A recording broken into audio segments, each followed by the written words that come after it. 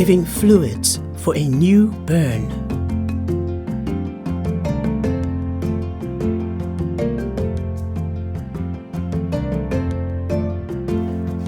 Large burns can cause shock due to swelling and fluid shifts that quickly occur just below the surface of the burn. Patients with large burns need additional fluids urgently. Adults with burns of more than 20% of their total body surface area, and children with more than 10%. This video will show how to determine the volume of fluids needed for a patient with a burn in the first 24 hours.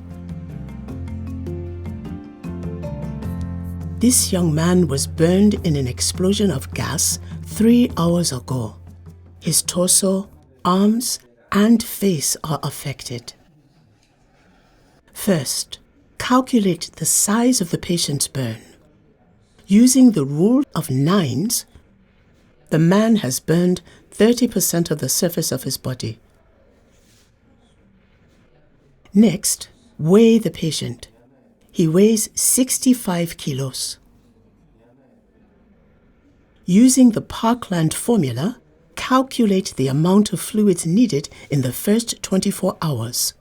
4 milliliters times 65 kilos times 30% of the total body surface area equals 7,800 milliliters to be given over 24 hours. Half the volume is given in the first 8 hours since the time the burn occurred. In this case, 3,900 milliliters.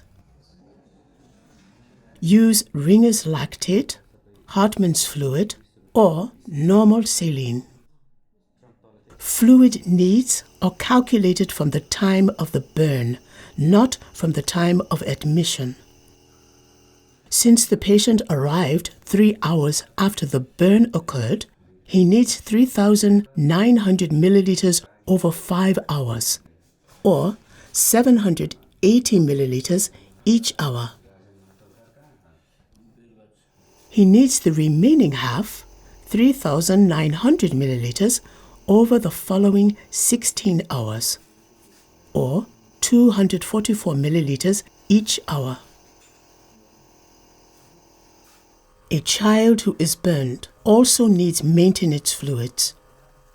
It is given as saline with dextrose, with the volume calculated according to the child's body weight. If the patient arrives more than 24 hours after the burn, check for signs of shock.